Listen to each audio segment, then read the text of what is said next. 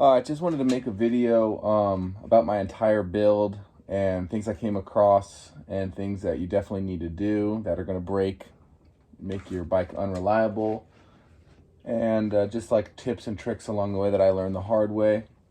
I printed all my stuff out that I ordered for my bike, and I'm going to have links in the bottom of my video for everything, and explain exactly why I replaced it and the process.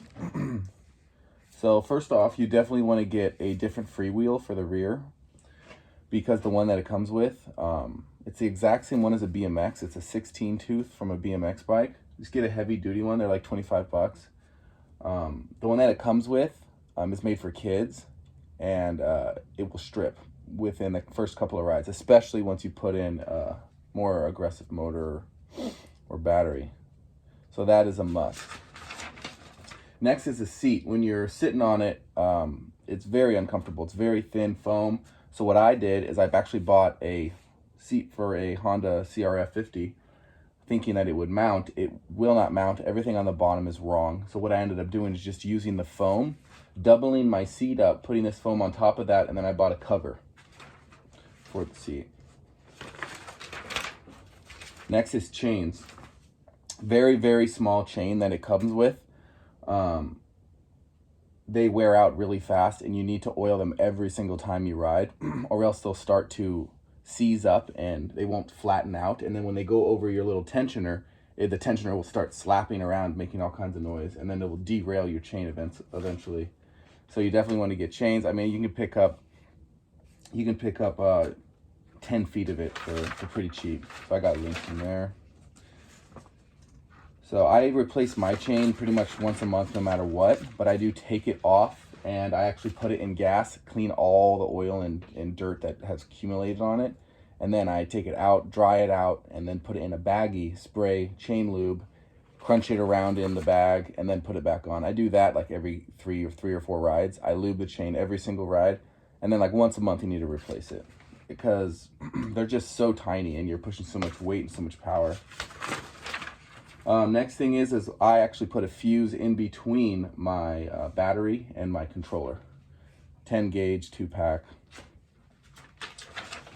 The shock it comes with, if you're anything over 160, 170, it's gonna bottom out pretty much on anything. This air shock's $100. It's well worth it. It's a 2-chamber air.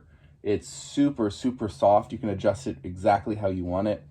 It has a lot of adjustments on it, and it's like a knockoff from a Fox. Highly recommended. The bearings inside the motor, they're rubber sealed. These are steel right here.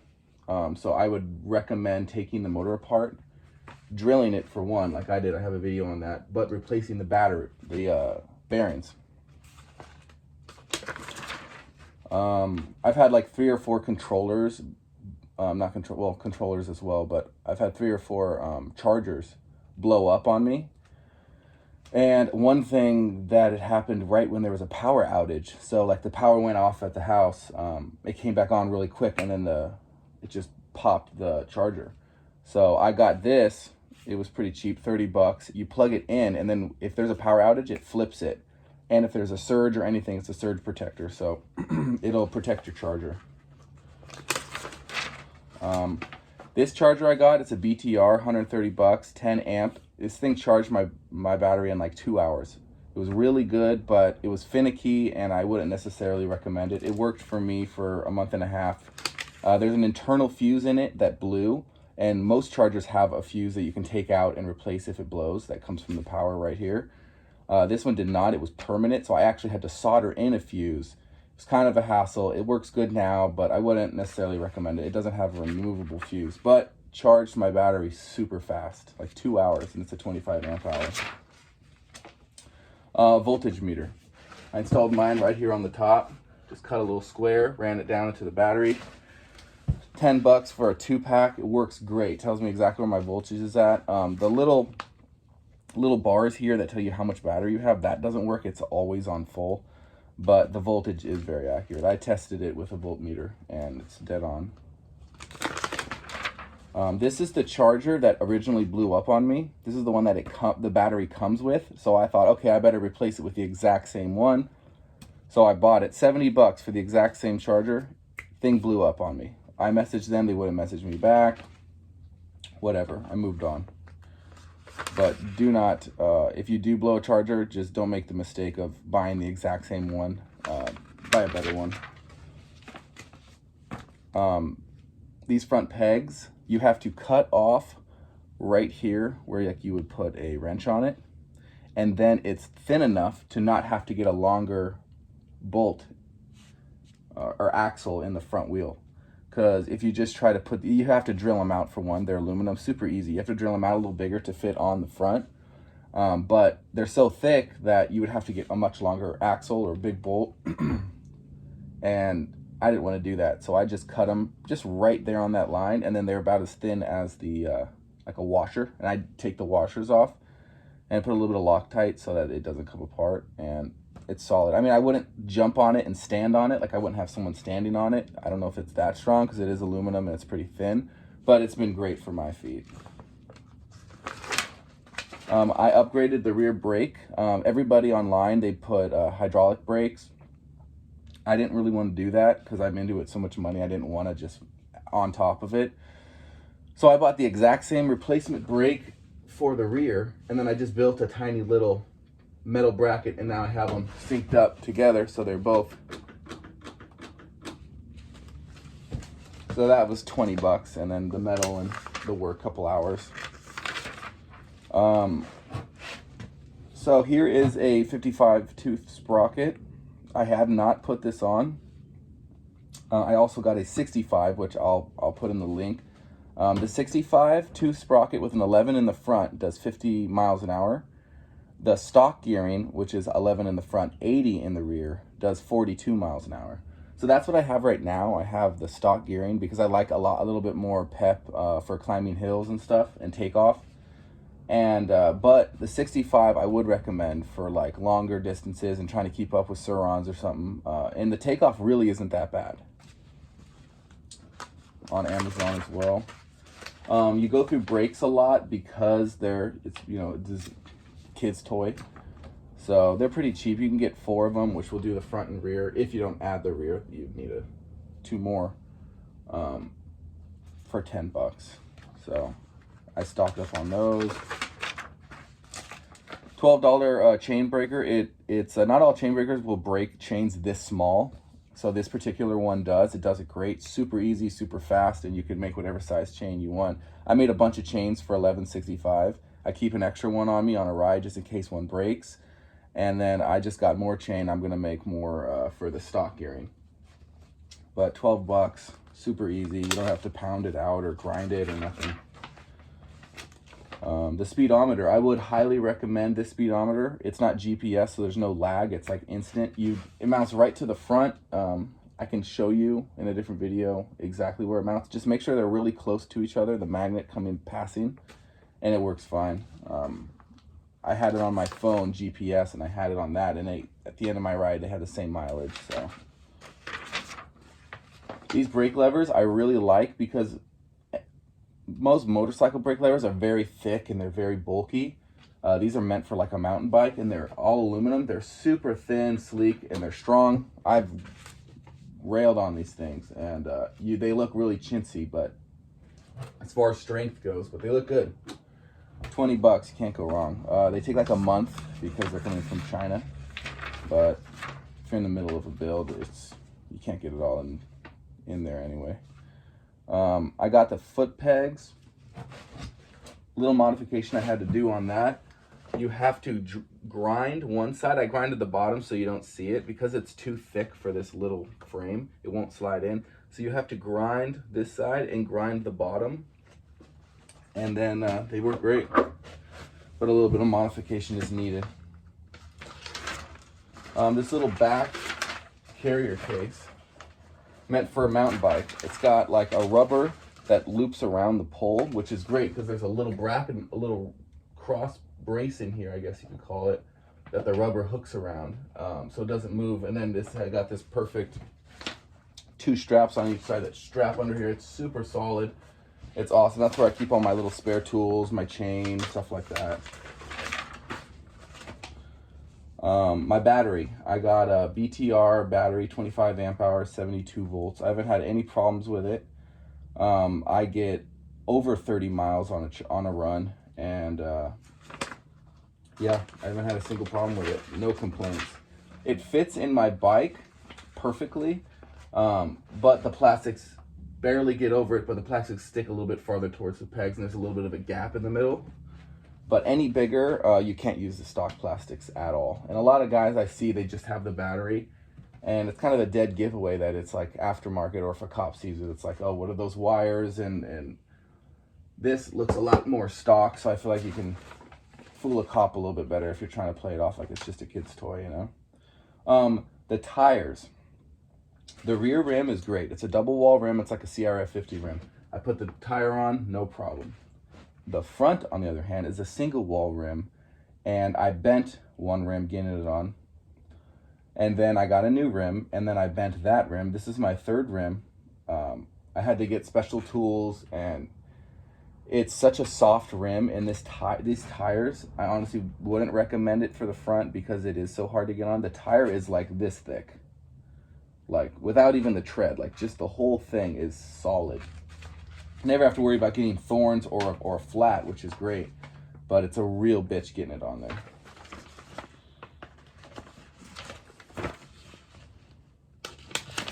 And these tires are great. They're super like flotation. They're really wide, so I just go right over sand like no problem.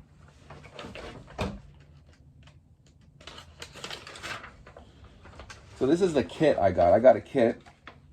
It came with a controller. It came with a motor. It came with the throttle, which I still have, and the little 3-speed in the reverse, which I ended up just wiring in the reverse at the bottom for cruise control. It came with a sprocket and chain, but that was like a little bit larger sprocket, a little bit larger chain, and I just wanted to stay with this. And then it came with a little ignition, which is, I've put it right here.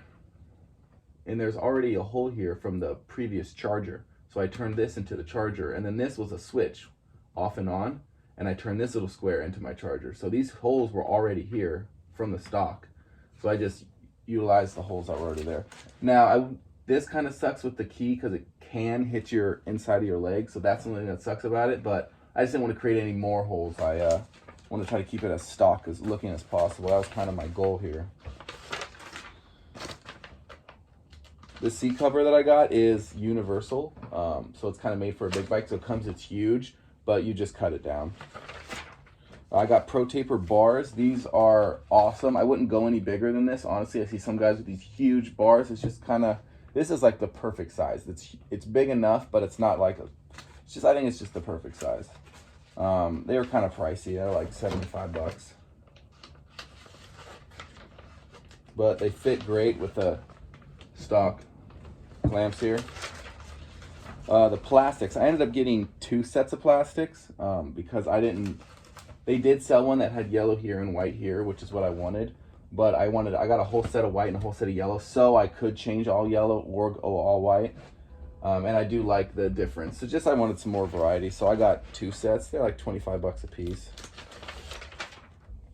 The grips I got, they're like Pro Taper pillows. They're great. I've had, this is like my 3rd or 4th set of grips, and these are the only ones that I actually like. Now my original motor, I ended up overheating it and blowing it because at the time I was just unexperienced and I had just built it and I didn't drill these holes out. So it just got so hot, and I went on like a 30-mile ride and I was just on it the entire time and I just fried it. So I'm not running the original motor, but they're pretty much identical. So I have my current motor in my description. That's the one I'm running now. And I'm not running my current controller either because that one also overheated. But now I'm venting my controllers. I drill holes on the side and I open the front up and I put a little screen so bugs and stuff can't get in there, but air can flow through. Overall, like the electrical components inside, because they're completely sealed otherwise. So once my original one controller blew, I've tried multiple controllers. They just kept blowing, and none of them are really as fast as the original. I came across this one. This is the only one that didn't blow up until that point, but it wasn't as fast originally as my other one. It just wouldn't take off as fast. It had a kind of a slower start, and the top speed wasn't as good. But I went on dozens of rides, and it never let me down. So I put that in the description, a link for you. And this is the current controller I am running, Yandi. This one I originally had and blew along the way, but I had not vented at that point. So this is the first one that I have vented, and I'm hoping that because I keep it cool, it won't blow, but time will tell. So my current controller that I would recommend, only $120. This thing, I mean, I could pull a wheelie at any speed, 0 to 20. It's just got so much torque. My top speed's back up to 50 with the 65 and 40, just like my original power. It might even have a little bit more than the original, but I don't think my original controller would have blown if I had vented it, but I guess we'll never know. So this is the controller I'm using now, and I have my other controller still, just in case this one blows. I can at least have a backup so I'm not down a ride. But yeah, that's pretty much all the basic important stuff I would recommend, and kind of my journey along the way. I also got my light inside the description. The thing I like about this light is it has an external little pack that you can charge it, just unplug it and charge it, and it lasts forever. It has 3 modes, and it's so bright it looks like a real motorcycle coming down. And then the cool thing is it comes with a little metal round in the back, so I just drilled a hole right here in the frame, put a bolt, because before there was a little bolt that held a little rubber that you can wrap around like a seat post. So I took that bolt out, found the bolt, got a longer one, put it through here. That's a little loose. Been looping it a couple times in the dirt, but it's still on here. It's aluminum. A lot of them that it comes with are all plastic, so these are all aluminum, so I think they're better. And the battery lasts forever. Anything else? I got this strap, just like a pack of them on Amazon. What's cool is I can slide my iHome facing up right here, and then bam, it's just shooting music up at me.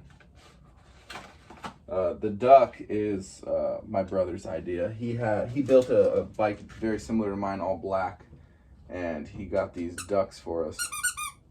These gangster ducks, supposedly. I got a horn from a sibling for Christmas.